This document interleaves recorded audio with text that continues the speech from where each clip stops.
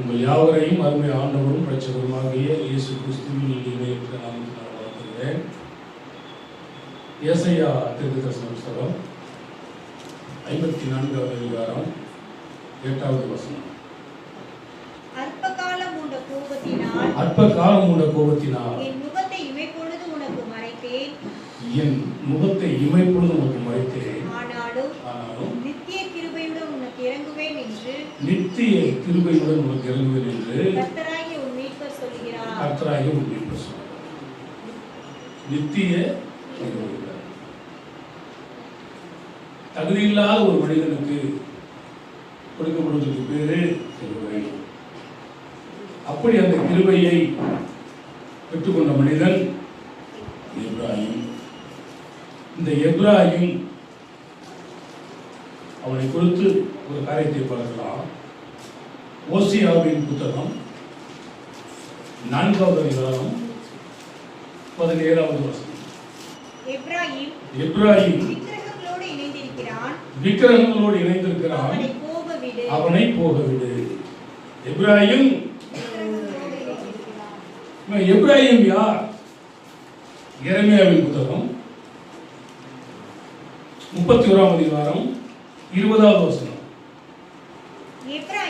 எப்ராயிம் எனக்கு அருமையான குமாரன் அல்லவோ, அவன் எனக்கு பிரியமான பிள்ளை அல்லவோ,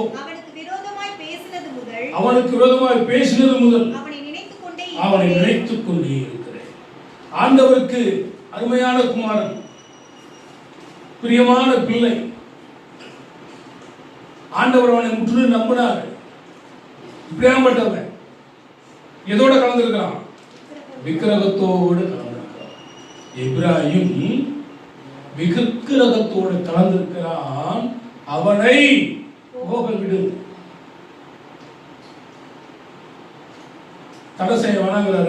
அவனை விட்டு சில சொல்லுவாங்க, நான் என்ன பண்ணிட்டேன், தண்ணி தெளிச்சு விட்டுட்டேன்னு. கோயில்களுக்கெல்லாம் பார்த்தீங்கன்னா காளைகள், ஆடுகள், கோழி இதெல்லாமே நேர்த்திக்கடலை விட்டுருவாங்க. அது என்ன பண்ணு, பக்கத்தில் உள்ள வயல்கள்லாம் மேய்ச்சிட்டு வரும். பலி செலுத்தும் பொழுது என்ன பண்ணுவாங்கன்னு கேட்டீங்கன்னா, மஞ்சள் தண்ணி வேப்பனை தொட்டு அடிப்பாங்க. ஒரு ஆட்டு கொடுக்கும். ஆட்டை கொடுத்தது சாமி உத்தரவு பிடிச்சி ஒரே போடு போடுவான். அதை வெற்றவன் தானே தனியை தொழிற்சா ஆகும்.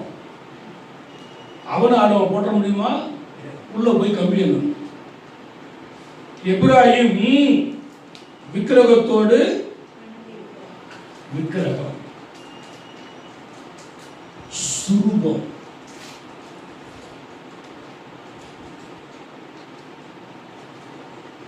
அதுல வார்க்கப்படுவது இருக்கிறது, கையால் செய்யப்படுவது இருக்குது, சிலை. இதுக்கெல்லாம் ஆங்கிலத்தில் ஒரு பேர் இருக்குது. என்ன? இமேஜ். என்னது? இமேஜ்.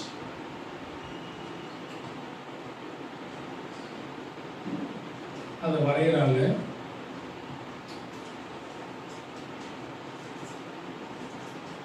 கல்லால செய்யறாங்க, மரத்தால செய்யறாங்க, இரும்பினால செய்யறாங்க,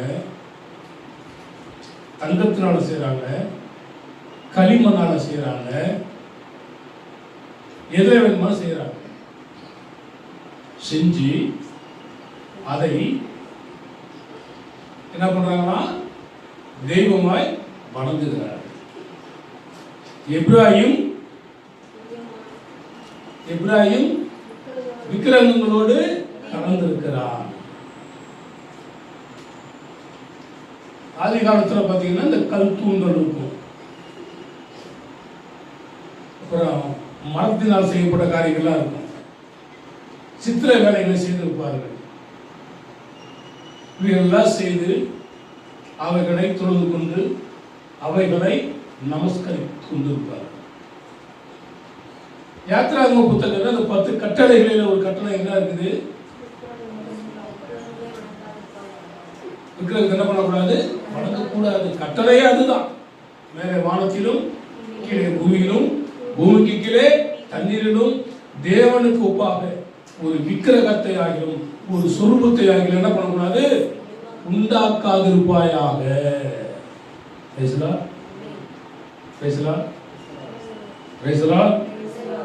ஏன் என்று சொன்னால் தேவன் அதை விரும்பவில்லை.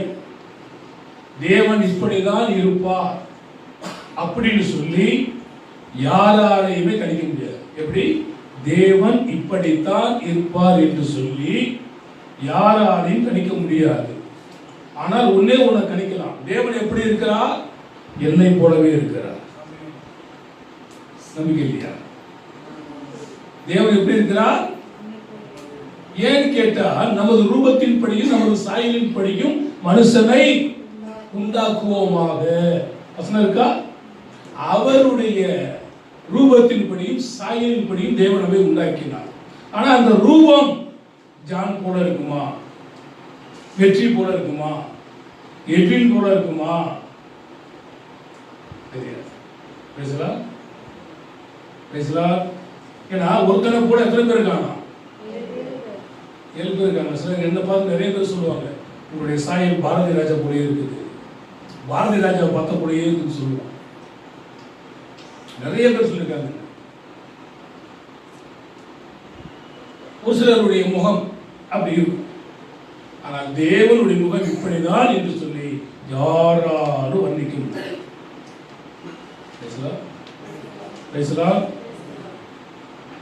ஒரு அம்மா கல்யாணம் ஆகி போகும் பொழுது அவங்க அப்பா கிட்ட இருந்து விக்கிரகத்தை கொண்டு போகுது, திருடிட்டு போகுது. யாருக்கு? பொய்யும் பொண்ணையும் பொருளையும் திருடலை. எதை திருடுது? இது தெய்வம் எங்களை காப்பாற்று திருடு. இவன் ஓடி வராம இருக்கு, தன் மகத்தா எடுத்து போறான்னு விடல, அதை வாங்கிடலாம். வேதம் சொல்லுகிறது இப்ராஹிம் விக்கிரகத்தோடு கலந்திருக்கிறார். அவனை நீங்கள் நான் விக்கிரகத்தோடு கலக்கக்கூடாது. நான் இருக்கிறதான கைப்பிரதிகள்ல அது இருக்கும். விக்கிரகம்னா என்ன? விக்கிரகம் யார் செய்வது, எதனால் செய்யப்படுவது, அதனுடைய நிலைமை என்ன, அதனுடைய முடிவு என்ன, இப்படியெல்லாம் இருக்கு.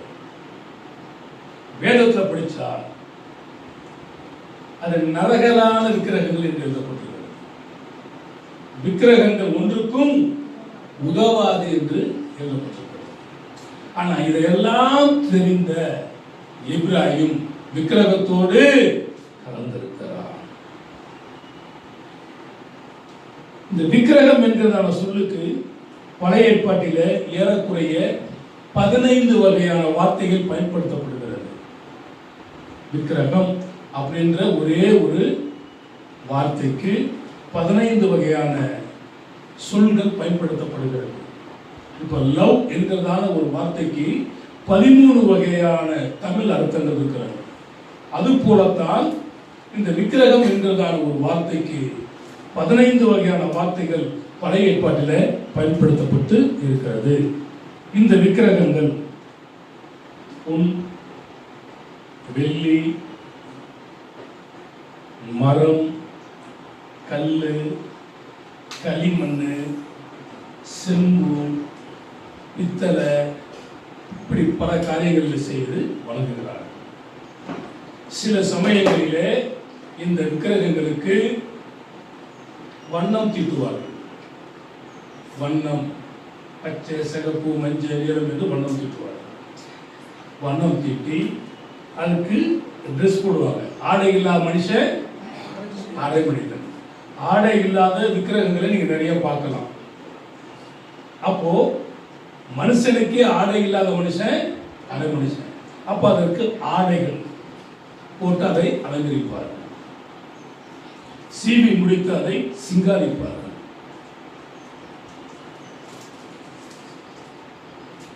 அதை கீழே விழுந்து விடாதபடிக்கு ஆணி அடித்து அதை கட்டி வைப்பார்கள்.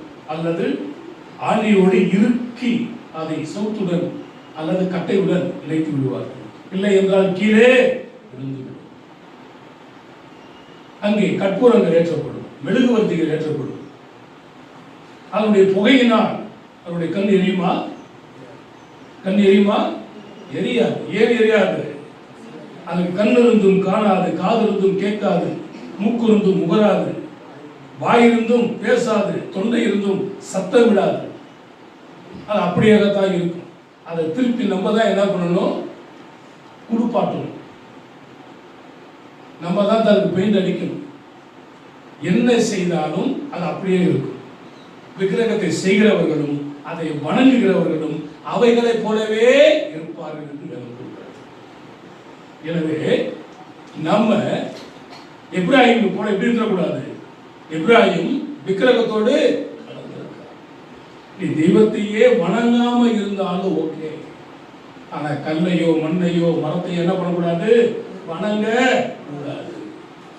இந்த தினத்துல டிஜிட்டல் உலகம், ஏஐ உலகம் சொல்லிட்டு பார்க்கலாம்.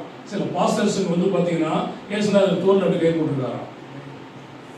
அவன் எந்த நடிகன்னு தெரியல, பாஸ்டங்களே அப்படி குடிச்சிருக்காங்க. இயேசுநாதர் கட்டி அணைத்திருக்கிறார். அவர் இப்படித்தான் இருந்தார் என்று யாராலும் கணிக்க முடியாது, வர்ணிக்க முடியாது. தேவனை ஒருவன் ஒரு காலம். ஆமா. எனவே உங்களுடைய ஆசை நல்லதுதான். அது ஒரு நடிகனுடைய படம் என்பதை நீங்கள் உணர்ந்து கொள்ள வேண்டும். அவன் விபச்சார கலனா இருப்பான், வேசிக்கலனா இருப்பான், திருடனா இருப்பான், அயோக்கியமானவனா இருப்பான். அப்படியாகப்பட்டவனை கொண்டு வந்து இயேசுநாதர் சொல்லி வணங்கி கொண்டிருக்கிறதான கேவலமான உலகம் இந்த உலகத்தில் இருக்குது. இருக்கா இல்லையா? எப்ராஹிம் விக்கிரகத்தோடு கலந்திருக்கிறான். அவன் என்ன பண்ணு? போக விடு. நான் அந்த விக்கிரகத்தை வணங்க கூடாது. கல்லு மண் என் தெய்வம் அல்ல, கையின் சித்திரம் என் கடவுள் அல்ல. கல்லு மண்ணையும் மரத்தையும் செம்பையும் வணங்குகிறவர்களாக இருக்கக்கூடாது. பறவைகளுக்கும் ஊரும் பிராணிகளுக்கும் மனுஷருக்கும் மனிதனுடைய சாயலுக்கும் தேவனை ஒப்பிட்டு தான் செய்கிறார்கள். ஆனால் அதை தேவன் விரும்பவில்லை. நீ தேவனை வணங்குகிறேன் என்று சொல்லி எதையோ உன்னை வணங்கி நீ நரகத்துக்கு போதை பார்க்கிறோம். நீ எதையுமே வணங்காமல் இருந்து ஆண்டவரே நீர் யார் என்பதே எனக்கு தெரியாதுன்னா கூட ஒருவேளை கர்த்தர் உன்னை மன்னிச்சு ஏற்றுக்குவார். ஆனா அந்த மனுஷன் அப்படி சொல்ல முடியாது. ஏன்னா யாராவது ஒரு சத்தியம் சொல்லிடுவோம். அவங்க கட்டாயம் வேதம் சொல்லுகிறது, பூமியில இருக்கிறதான எல்லா இடங்களுக்குமே சுவிசேஷம் அறிவிக்கப்பட்டாலுடைய அந்த நாள் வராது. எந்த நாள்? ஆண்டவருடைய ரகசிய. எனவே விக்கிரகம் என்பது ரொம்ப ஆபத்தானது. விக்கிரக வணக்கம் தேவனுக்கு அருவருப்பானது. விக்கிரக ஆராதனை நமக்கு கூடவே கூடாது. பேசலாம். எசேக்கியேல் 16ஆம் அதிகாரம் 17, 18, 19 வசனம். நான் உனக்கு கொடுத்த என் பொன்னும் என் வெள்ளியுமான உன் சிங்கார ஆபரணங்களை நீ எடுத்து உனக்கு ஆண் சுரூபங்களை உருவாக்கி அவைகளோடு வேசித்தனம் பண்ணி உன் சித்திர தைல ஆடைகளை எடுத்து அவைகளை மூடி என் எண்ணெயையும் என் தூப வர்க்கத்தையும் அவைகள் முன் படைத்து நான் உனக்கு கொடுத்த என் அப்பத்தையும் நீ சாப்பிடும்படி உனக்கு கொடுத்த மெல்லிய மாவையும் நெய்யையும் தேனையும் நீ அவைகளின் முன் சுகந்த வாசனையாக படைத்தாய். காரியம் இப்படி ஆயிற்று என்று கர்த்தராகிய ஆண்டவர் சொல்லுகிறார். நான் உனக்கு கொடுத்தேன், நீ என்ன பண்ற? உன் இஷ்டத்துக்கு ஏதாவது ஒண்ணு உண்டாக்கி, இதுதான் என் கடவுள், இதுதான் என் தெய்வம் என்று சொல்லி அதற்கு முன்னால என்ன பண்ற? எல்லாத்தையும் போய் படைக்கிற. ஆனா அது கண்ணு இருந்து காணாதுப்பா, காது இருந்து கேட்காதுப்பா, வாய் இருந்து பேசாதுப்பா, அதுக்கு போய் படைக்காத. உலகத்தில் சொல்லுவாங்க, செத்தவன் கையில வெத்தலை பாக்கு கொடுத்துட்டா அது அப்படியே இருக்கும். அப்படிதான் மனுஷனுடைய வாழ்க்கை. விக்கிரகங்களும் அப்படிதான் என்று வேதம் தெளிவாக சொல்லுகிறது. அவைகளுக்கு முன்பதாக போய் சிருஷ்டியை தொழுது கொள்கிறார்கள், சிருஷ்டிகளை விட்டு விட்டார்கள். பக்தன் பாடுகிறார், சர்வ சிருஷ்டிக்கும் எஜமான நீரே, சர்வ சிருஷ்டியை காப்பவர் நீரே. சர்வ சிருஷ்டிக்கு எஜமானர் அவர்தான், சர்வ சிருஷ்டியை உண்டாக்கினவர் அவர்தான். படைத்தான் படைப்புள்ள மனுவுக்காக, மனுவை படைத்தான் தன்னை வணங்குவதற்காக. இவன் சூரியனையும் சந்திரனையும் நட்சத்திரங்களையும் பாம்பையும் பல்லியையும் கல்லையும் மண்ணையும் மரத்தையும் வணங்கி கொண்டிருக்கிறான். இப்ராஹிம் விக்கிரகத்தோடு கலந்திருக்கிறான். அன்பு தேவ பிள்ளையே, நம்ம கலக்க கூடாது.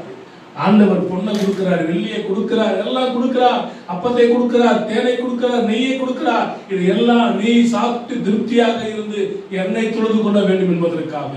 மனிதன் என்ன பண்ற, எல்லாத்தையும் வச்சுக்கிட்டு ஏதாகிலும் கல்லு மண்ணு மரத்துக்கு முன்பாக போய் வைத்து படைத்துக் கொண்டிருக்கிறான். இது தேவனுக்கு பிரியமில்லாதது.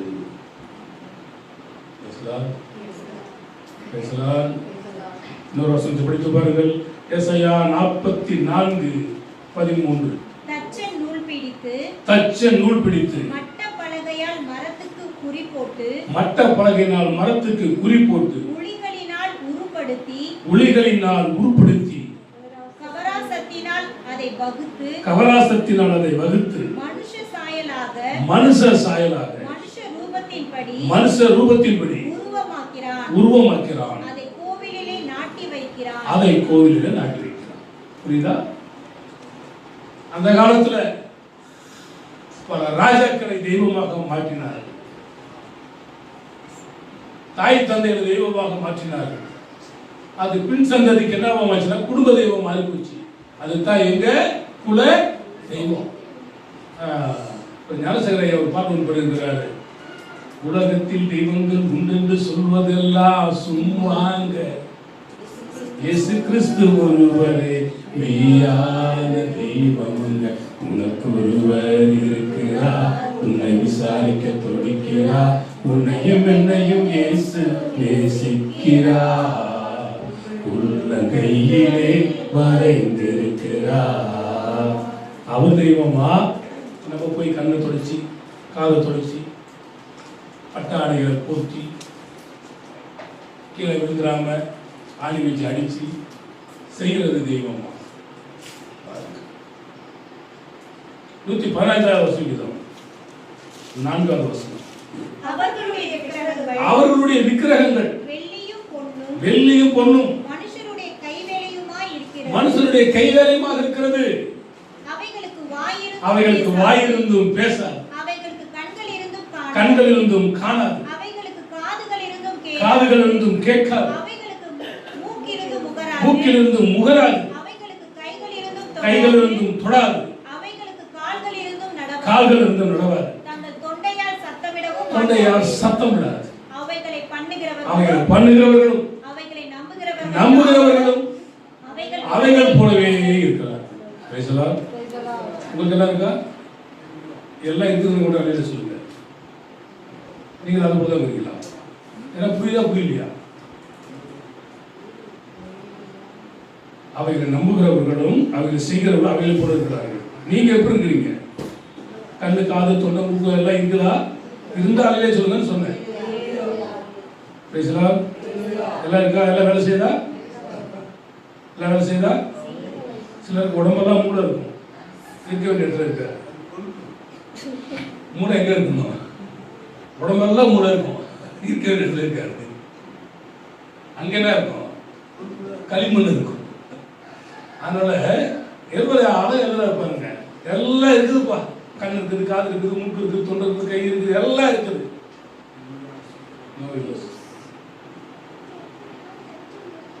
மூக்கு இருந்தும் நமக்கு பக்கத்து வீட்டு மீன் குடும்பம் வச்சா இருக்குதுல்ல, இல்லை இல்லை இல்லைங்கிற மீன் வைக்கிறாங்க.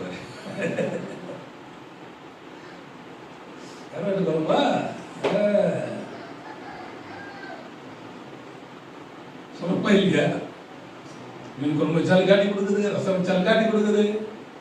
அதுக்கு பிறகுதான் செத்து போனா முக்கிற பஞ்சு வச்சு அடைச்சிடறான். இதுக்கு மேல எந்த வாசத்தையும் ஒன்னால இழுக்கவே முடியாது, பஞ்சு வச்சு அடைச்சிடறான். கண்ணு பார்க்குது, வண்டி வாங்கிட்டானா, புது வாங்கிட்டானா, வீடு வாங்கிட்டானா, கார் வாங்கிட்டானா, அப்போ பாரு எவ்வளோ செயின் கொடுத்து வரா போறியா, அவள் அப்படிங்கிற போறியா, கண்ணு போறியா, அவளை எதிர்பார்க்க போறியா, கொடுப்பார்க்க போறியா, அப்படிலாம் பேசுகிறான். செத்து போன உடனே என்ன பண்ணிடுறான், கண்ண முடியலாம், இதுக்கு வேலை பார்க்கவே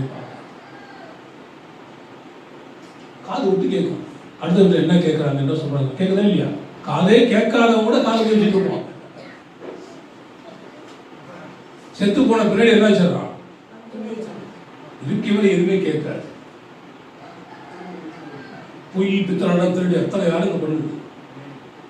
இதுக்கு வேற பேசவே பேசாத வாய்க்கிட்டு போறானா இல்லையா, திருடனை கையை பிடிச்சு கட்டுறானா இல்லையா, இதுக்கு வேற என்ன பண்ணாது, திருடிட்டு ஓடுற காலுக்கு கட்டு போடுறானா இல்லையா, போறானா இல்லையா. இது எல்லாமே என்னத்துக்கு அடையாளம்னா மேப்படியானுக்கு அடையாளம். போனாமும் அவனும் ஒண்ணு பேசல. இவன் விக்கிரகத்தோடு கலந்துட்டா அவனை போக எப்படி கை விடுவேன் முடியுமா? கலந்துட்டான விக்கிரகத்தோடு கலந்துட்டான பாவி படுபாவி கலந்துட்டானே. என் பிரியமான குமாரனே, அருமையான பிள்ளையே, எப்ராஹிம் விக்கிரகத்தோட கலந்துட்டான், அவனை போக விடு. முடியுமா? நம்மளும் தான் அப்பப்போ வழி மாறி போயிருக்கிறோம். கர்த்தர் சுருக்கெடுத்து கொண்டு வராரா? பேசலாம் எல்லாம் உத்தரவு கொடுத்துருங்களா? சுருக்கெடுத்து இருக்காரா இல்லையா? போக வேணான்னு சொன்னபோது போனவங்கன்னா கால் உடையும். எனக்கெல்லாம் பல சம்பவங்கள் நடந்திருக்கு. என் மனசு ஒத்துக்காம போனா பிரச்சனை தான். ஒரு இடத்துக்கு போறேன், போகும்போது இந்த காற்றாலையை கொண்டு போகிறோம், பெரிய வேலை கொண்டு போகிறோம். அதை இன்னும் வேடிக்கை பார்த்துட்டு இருக்கிறேன். சரி போடு, பின்னால் வந்து அடிச்சாம்பாரு வண்டியை. அவன் 20 அடி தூரத்தில் போயிருக்கிறான். நான் வண்டி கீழே வந்து விராலிமலையிலேருந்து திரும்பி நான் வந்துட்டேன். எனக்கு ரைட்டாக ஒரு ரைட்டாக இங்கே தான் அப்படி கிராஸ் ஆகிடுச்சு. அவன் வண்டி சுக்குநூறாக வழியை உடஞ்சு போச்சு. சில சமயத்தில் நம்ம வேணாம் அப்படின்னு நினைக்கிற காரியங்களை விட்டுணும். அது ஊழியமாக இருந்தால் மீறி செஞ்சவனால் பிரச்சனை. இவன் விக்கிரகத்தோடு என்ன பண்ணிட்டான், கலந்துட்டான். ஆண் ரூபத்தை பொன்னினால் வெள்ளியினால் செய்யும், அதை தொழுது கொள்கிறார்கள், நமஸ்கரிக்கிறார்கள். அது தேவனுடைய பார்வையில அருவருப்பான். அது கண்ணு இருக்குது, காது இருக்குது, எல்லாம் இருக்கு. ஆனால் ஒரு பயனும் இல்லை. இரண்டாவதாக ஒரு வசனத்தை யாத்திராகமம் 32ஆம் அதிகாரம் 8வது வசனம். அவர்களுக்கு நான் விதித்த வழியை சீக்கிரமாய் விட்டு விலகினார்கள். அவர்கள் தங்களுக்கு ஒரு கன்றுக்குட்டியை வார்ப்பித்து அதை பணிந்து கொண்டு அதுக்கு பலியிட்டு, இஸ்ரவேலரே, உங்களை எகிப்து தேசத்திலிருந்து அழைத்து கொண்டு வந்த உங்கள் தெய்வங்கள் இவைகளே என்று சொன்னார். யாரு?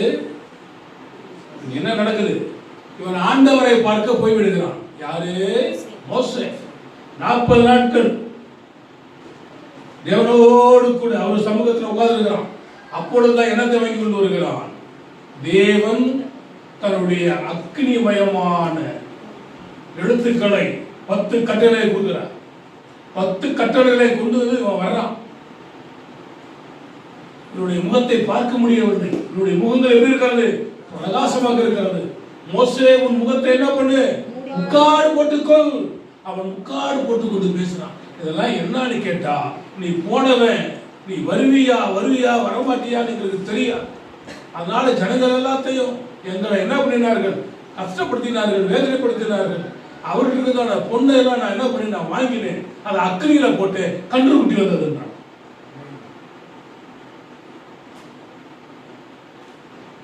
எப்ராஹிம்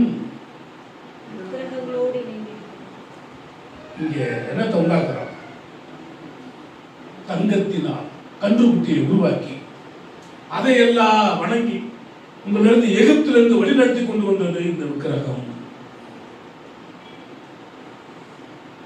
மோசே குறித்து குறித்து வேதம் சொல்லுகிறது, என் வீட்டில் எங்கும் உண்மை உள்ளவன். இப்ப தூக்கி போட்டு உடைச்சிட்டான். எதை உடைச்சான்? 10 கட்டளை உடைச்சிட்டான். அப்புறம் எப்படி திருப்பி அந்த 10 கட்டளை உனக்கு கிடைச்சிச்சு? ஆண்டவர் சொன்னார், அவனை நீயே எழுதுறான்ட்ட. புரியுதா புரியலையா? முதலாவது யாரு கொடுத்தா? உலகத்தில் சொல்லுவாங்க நோவாம, அது போல வாங்கிட்டு வந்துட்டான். கொழுப்பெடுத்து போட்டு உடைச்சதுனால நீயே எழுதுற அப்படின்னு சொல்லிட்டாரு. அவனே என்ன பண்ணா எழுதி அதுக்கு அடுத்துதான் அந்த கட்டளை போட்டுச்சு.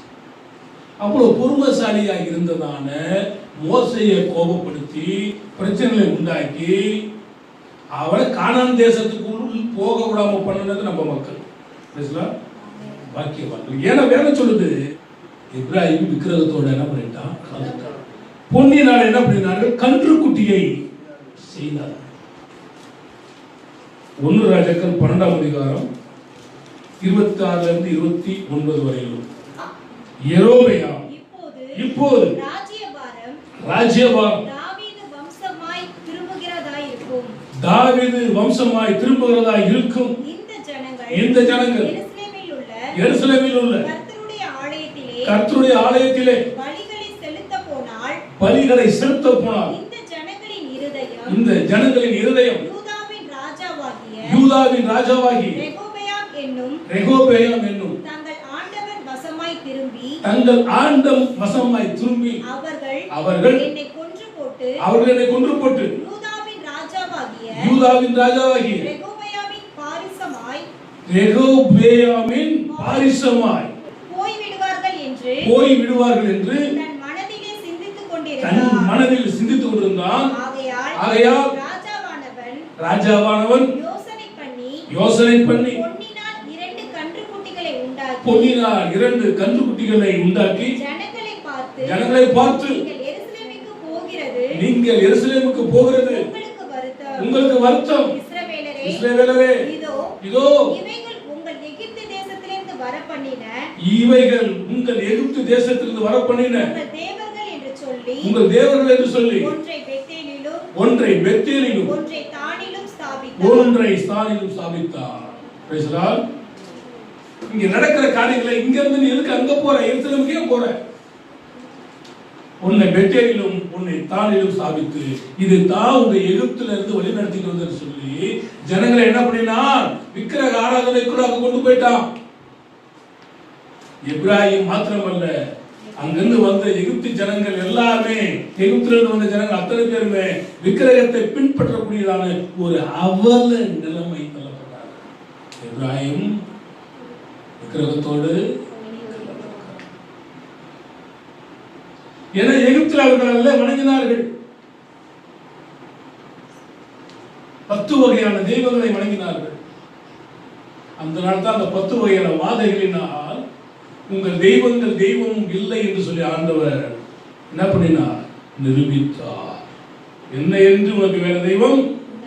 என்னை அன்றி வேறு தேவன் வானம் பூமி எங்கும் இல்லை. என்னை அன்றி வேறு தேவன் வானம் பூமி எங்கும் இல்லை. ஆனா சொல்ற, என்னை அன்றி வேறு தேவன் வானத்திலும் பூமியிலும் எங்கேயோ இல்ல. அதை நான் எழுத முடிவு. உம்மை அன்றி வேறு தேவன் வானம் பூமி எங்கும் இல்லை. கிளை நறுக்கி சுத்தம் செய்தி ஓங்கி வளர உதவி செய்தி.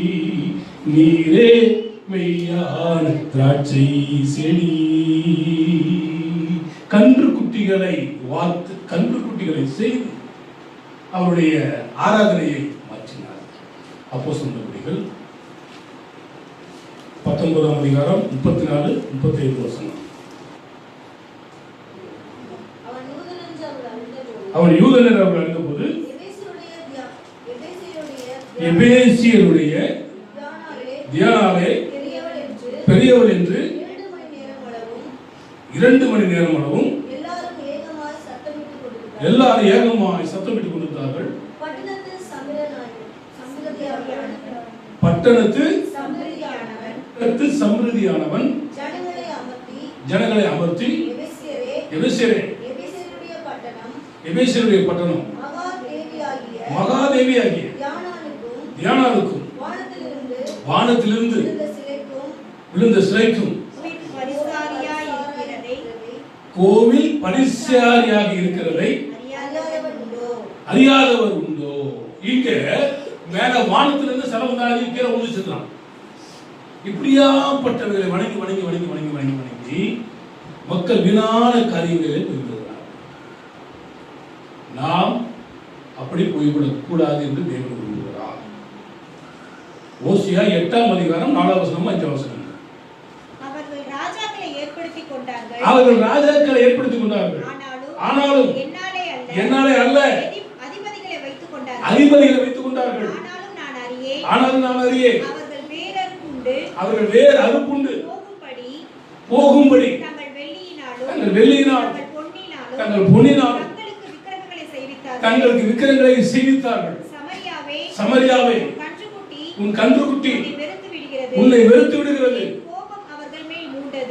என் கோபம் அவர்கள் மேல் மூண்டது. எதுவரைக்கும் சுத்தாங்கம் அடைய மாட்டாமல் இருப்பார்கள். சங்கீதத்தின் நீதிமொழிகள் எல்லாம் படிக்கிறதுனால, வேற எதுவும் நம்ம அதிகமா படிக்கிறதுனால இந்த வார்த்தைகளை வரமாட்டேங்குது. இங்க என்ன உண்டாகி இருக்கிறான்? எல்லாம் பொண்ணு வெள்ளிங்கிறதுனால இருக்கிறது உண்டாகி. ஆண் சுரூபத்தை உண்டாக்குனா அப்புறம் என்னதை உண்டாக்குறான்? கன்றுக்குட்டி. இந்த விக்கிரகங்களும் மனுஷ ரூபத்திற்காகவும் பாம்பு, மிருக சாயல், மிருக இது கண்டுபிடி மிருகமா இல்லையா, இந்த மாதிரி சாயல்களை உண்டாக்கிட்டு அதை வணங்குறாங்க. இன்னொரு போய் வாசித்து பாருங்களேன். 3வது ஒரு காரியம் என்னாகமும் 21:9. அப்படியே மோசே வெண்கல சர்ப்பத்தை உண்டாக்கி அது ஒரு கம்பத்தின் மேல் தூக்கி வைத்தான். சர்ப்பம் ஒருவனை கடித்த போது அவன் அந்த வெண்கல சர்ப்பத்தை நோக்கி பார்த்து பிழைப்பான். ஜெபத்தோட ஜெயத்துல அந்த பாட்டு ஒரு பாடுவது, எங்களை வாழ வைக்க வெண்கல சர்ப்பமாயி நோக்கி பார்த்ததினா பிழைத்து கொண்டோமையா. இப்போ மோசே என்ன பண்றான்? ஒரு வெண்கல சர்ப்பத்தை, பாம்பை உண்டாக்க. எதில் உண்டாக்கினாலும் விக்கிரகம் தான். அப்போ அங்க நடக்கிற காரியம் இயற்கையில் அங்க பாம்பு அவர்கள் தெய்வமாய் வணங்கினார்கள். மோசே கோலம் போட்டான், பாம்பா மாறுச்சு. மந்திரவாதிகள் கோலம் போட்டான், பாம்பா மாறுச்சு. கடைசியில இந்த பாம்பு அந்த எல்லா பாம்பு என்ன பண்ணிருந்தான்? விழுங்கியது. இந்த பெண்கள சர்ப்பத்தை நோக்கி பார்த்தவர்கள் எல்லாம் பிழைத்தார்கள், தப்பித்துக் கொண்டார்கள். மரணம் அவர்கள் நெருங்கவில்லை. இன்னைக்கு நிறைய பேர் பாரம்பரியத்தில் இருக்கிறோம். இதற்கு ஒரு மனிதனை குறித்து நீங்க படிக்கணும். 2 ராஜாக்கள் 20ஆம் அதிகாரம் 1 to 11 வசனங்கள். அந்நாட்களில் எசேக்கியா வியாதிப்பட்டு மரணத்துக்கு ஏதுவாக இருந்தான். அப்பொழுது ஆமோத்தின் குமாரனாகிய ஏசாயா என்னும் தீர்க்கதரிசி அவனிடத்தில் வந்து அவனை நோக்கி, நீர் உமது வீட்டு காரியத்தை ஒழுங்குபடுத்தும், நீர் பிழைக்க மாட்டீர், மரித்து போவீர் என்று கர்த்தர் சொல்கிறார் என்றார். Praise the Lord. Praise the Lord. யார் சொல்றா? எசேக்கியா ராஜாவை பார்த்து ஏசாயா சொல்றான், உங்களுடைய வீட்டுக்காரங்க பார்த்துருப்பா, யாராருக்கு இருந்து வரணும், யாராருக்கெல்லாம் நீ கொடுக்கணும், உன்னுடைய ராஜ்யபாரத்தை கொடுத்துடலாம், என்ன பண்ணுது நல்லா ஒழுங்குபடுத்திக்க. நீ என்ன பண்ண போற? சாக போற, நீ பிழைக்க மாட்டாய் என்று கர்த்தர் சொல்கிறார். அப்பொழுது எசேக்கியா தன் முகத்தை சுவர்புறமாக திருப்பிக் கொண்டு கர்த்தரை நோக்கி, கர்த்தாவே, நான் உமக்கு முன்பதாக உண்மையும் மன உத்தமமாய் நடந்து உம்முடைய பார்வைக்கு நலமானதை செய்தேன் என்பதை நினைத்தருளும் என்று விண்ணப்பம் பண்ணினார். இந்த விண்ணப்பத்தை ஆண்டவர் கேட்டார். முட்டை வருடம் போன திருப்பி வந்து என்ன சொல்றான், உனக்கு 15 வருஷம் ஆண்டவர் கூட்டி கொடுத்துட்டாரு. பேசலாம். உன்னுடைய பார்வைக்கு நலமானதை நான் செய்தேன்.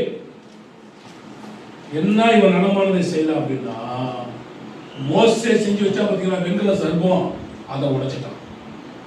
பேசலாம். இன்னைக்கு மோசையை கடவுளா பார்க்கிறவங்க இருக்கிறானுங்க. மோசே செஞ்சு வச்சதான வெண்கல சர்பத்தை உடைச்சான், தோப்புகளை அழிச்சான், விக்கிரகங்களை அழிச்சான், பாகனுடைய பலிபீடங்களை உடைச்சு எல்லாத்தையும் நாசமாக்கினான். அதை கூட என்னவா பார்த்தான், விக்கிரகமாக பார்த்தான். எதை? மோசையால் செய்யப்பட்டதான வெண்கல சர்பத்தை உடைச்சு தூக்கி எரிஞ்சிட்டான். உடைய பார்வைக்கு நலமானதை நான் செய்தேனே, நான் சாகணுமா? 15 வருஷம் பேசலாம். நீங்களாம் இந்த நாள் உயிரோடு இருக்கிறீங்கன்னா எவ்வளோ தேவ இறக்க தேவ கிருபை. பேசலாம். எத்தனை விபத்துகளை சந்திச்சிருப்போம், எவ்வளோ பிரச்சனைகளை சந்திச்சிருப்போம். கர்த்தருக்கு வேற நடத்தி கொண்டிருக்கிறார். இது எங்க இருக்குதுன்னா 2 ராஜாக்கள் 18ஆம் அதிகாரம் 4ஆம் வசனம் படிச்சு பாருங்க. எனக்கு தெரிஞ்சுக்கணும். அவன் மேடைகளை அகற்றி சிலைகளை தகர்த்து விக்கிரக தோப்புகளை வெட்டி மோசே பண்ணியிருந்த வெண்கல சர்ப்பத்தை உடைத்து போட்டார். அல்லேலூயா. பேசலாம். மோசே செஞ்சிருந்தா என்ன, தாவீது செஞ்சிருந்தா என்ன, சாலமோன் செஞ்சிருந்தா என்ன, ஆபிரகாம் செஞ்சிருந்தா என்ன, விக்கிரகம் தேவனுக்கு அருவருப்பு, உடைச்சு போடு. பேசலாம். உடைச்சு தூக்கி எரிஞ்சிட்டான். உங்களுடைய பார்வைக்கு நலமானது செய்வேன் அப்படின்னு கேட்கும் பொழுது 15 வருஷம் சாங்ஷன் கற்றுக்கொள்றாரு. பேசலாம்.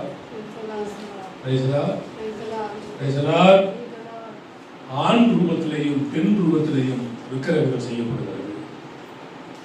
கன்றுக்குட்டி ரூபத்தில் விக்கிரகங்கள் செய்யப்படுகிறது.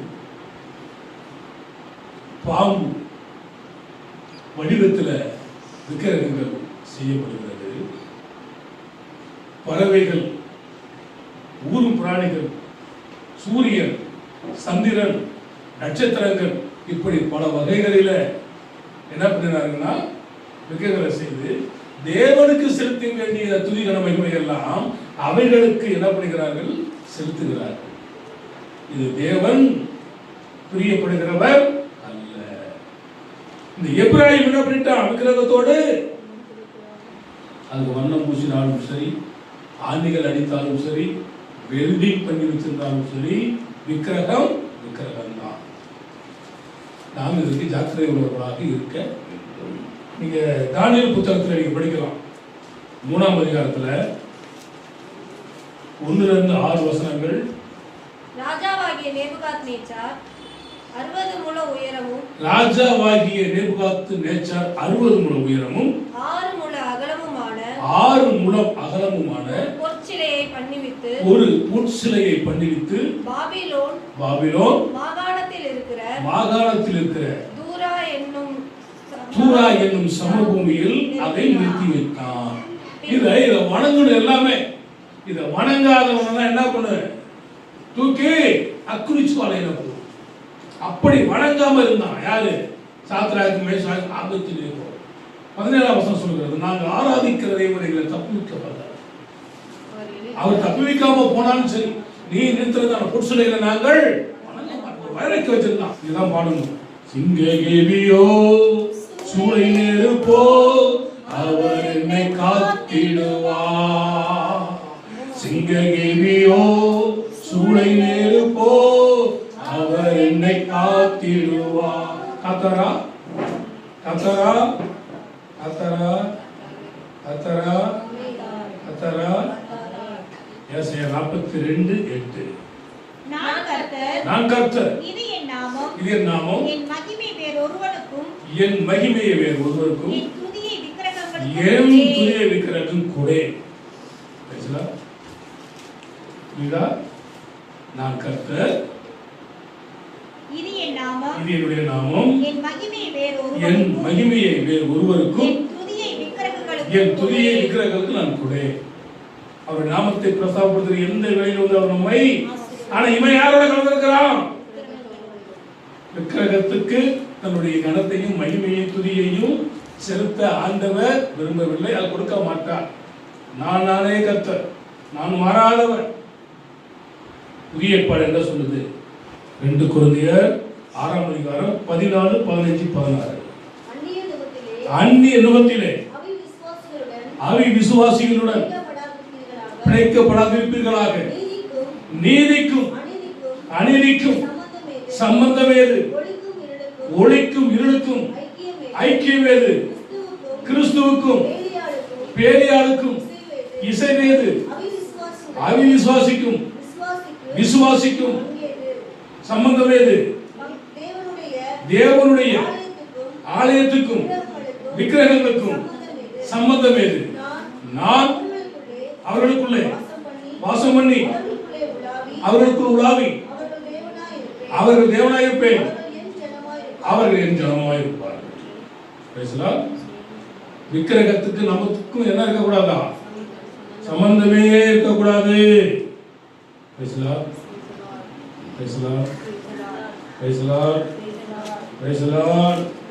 அப்போஸ்தலர் நடவடிக்கைகள் 15:20. விக்கிரகங்களுக்கு படைத்த அசூசியானவைகளுக்கும் வேசித்தனத்துக்கும் நெருங்குண்டு செத்ததற்கும் இரத்தத்திற்கும் விலகி இருக்கும்படி அவர்களுக்கு நாம் எழுத வேண்டும் என்று நான் தீர்மானித்திருக்கிறேன். இதையெல்லாம் நம்ம என்ன பண்ணி விலக்கி காத்துக்கொள்ள வேண்டும் என்று புதிய ஏற்பாட்டுடைய சத்தியம் சொல்கிறது. கலாத்தியர் 5ஆம் அதிகாரம் 19 to 21 வசனம். மாம்சத்தின் கிரியைகள் வெளியரங்கமாக இருக்கிறது. அவையாவன விபச்சாரம், வேசித்தனம், அசுத்தம், காமவிகாரம், விக்கிரக ஆராதனை, பில்லி சூனியம், பகை, விரோதம், வைராக்கியம், கோபங்கள், சண்டைகள், பிரிவினைகள், மார்க்க பேதங்கள், பொறாமைகள், கொலைகள், வெறி, களியாட்டுக்கள் முதலானவைகளே. இதெல்லாம் இருக்கக்கூடாது, விக்கிரக ஆராதனை இருக்கக்கூடாது என்று சொல்லி தெல்ல தெளிவாக புதிய ஏற்பாடு சத்தியம் சொல்லுகிறது. எபிராயிம் நம்ம காக்கக்கூடாது. கைப்படுத்தல் 2:14. ஆகிலும் சில காரியங்களை குறித்து உன் பேரில் எனக்கு குறைவு உண்டு.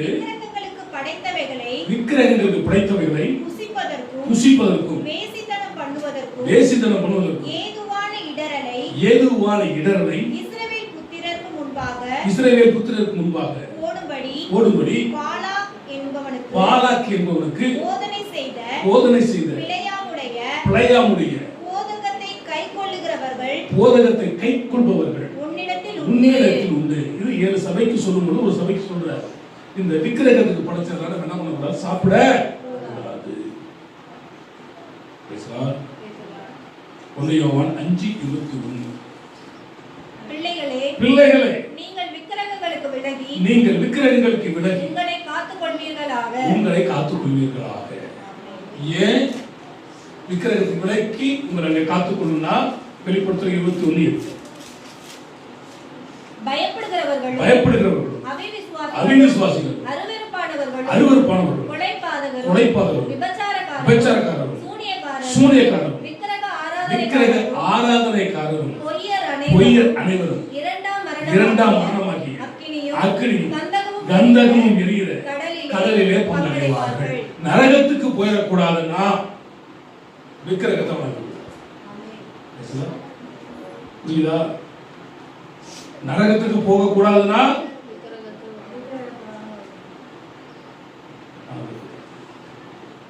பரலோகத்துக்கு வரக்கூடாதுன்னா எதை வேணுமானு வணங்கலாம், எப்படி வேணுமானு வணங்கலாம். நாயையும் வணங்கலாம், பேயையும் வணங்கலாம். ஆகையால் எனக்கு பிரியமானவர்களே விக்கிரக ஆராதனைக்கு விலகி ஓடுங்கள். பிசாசுக்கு எதிர்த்து நில்லுங்கள், அப்பன் அவள் உங்களை விட்டு. ஆனா நீங்க எதுக்கு ஓடணும்? ஓடிடுங்க பேசல. ஆனால் கூப்பிடுவோம், சொந்தம் கூப்பிடும். இன்னைக்கு கிடா வெட்டுற வாக்கா அப்ப உனக்கு சரக்கெல்லாம் வாங்கி வச்சுக்கிறோம். அப்ப நரகத்துக்கு போயிருக்கா. விக்கிரகத்துக்கு விலகி ஓடுங்கள், விலகி ஓடுங்கள், விலகி ஓடுங்கள், ஓடுகிறே ஓடுகிறே. யாருக்கா ஓடணும்? ஓடுங்க. நல்ல போராட்டத்தை போராடினேன், ஓட்டத்தை முடித்து விசுவாசம் காத்துக் கொண்டேன். இது முதல் இருக்கிற கணக்காக வைக்கப்பட்டிருக்கிறது. எப்ராஹிம் விக்கிரகம் எப்படி இப்படிலாம் வந்துச்சு. இவ்வளவு பிரச்சனைகள் இருக்குது விக்கிரகத்தில், நிறைய காரியங்கள் இருக்குது. சொல்ல நேரம் இல்லை. எனவே இதோடு முடிக்கிறேன். என் மாமன் கூப்பிட்டாரு, அக்கா கூப்பிட்டாரு, அண்ணன் கூப்பிட்டாரு, மச்சன் கூப்பிட்டாரு. இன்னைக்கு எனக்கு வீட்டில் கல்யாணம். எனவே நீங்களும் உங்களை காத்துக்கொள்ளுங்க. விக்கிரகாரத்தை வணங்கினா எங்க போகணும் சொல்லுங்க? நரகத்தில் என்ன இருக்கும்? அக்கினியும் அக்கினியில் நடந்து வந்தோ. செத்து போயிட்டா அழிஞ்சு போயிருங்க. நெருப்புல போட்டா உங்களோட உருவமே தெரியாது. விக்கிரக ஆராதனை வணங்காதவங்க சொல்லலாம், அக்கினியில் நடந்து வந்தோ. ஏன்னா அக்கில் நடக்கும் பொழுது வேகாதிருப்பாய். அக்குனி ஜுவாலை உன் பேரில பற்றாது, ஆறுகள் உன் மேல் புறப்பதில்லை. அதெல்லாம் யாருன்னா கர்த்தருக்குள்வார். எப்ராஹிம் எனக்கு பிரியமான குமாரன், அருமையான பிள்ளை. அவனுக்கு விரோதமாய் நான் பேசணும். என் இதயம் ஏன் கொதிக்குது? எப்ராஹிம் விக்கிரகத்தோடு, நீங்கள் நான் விக்கிரகத்தோடு கலக்காமல் இருப்போம். கர்த்தர் நம்மை ஆசீர்வதிப்பார்.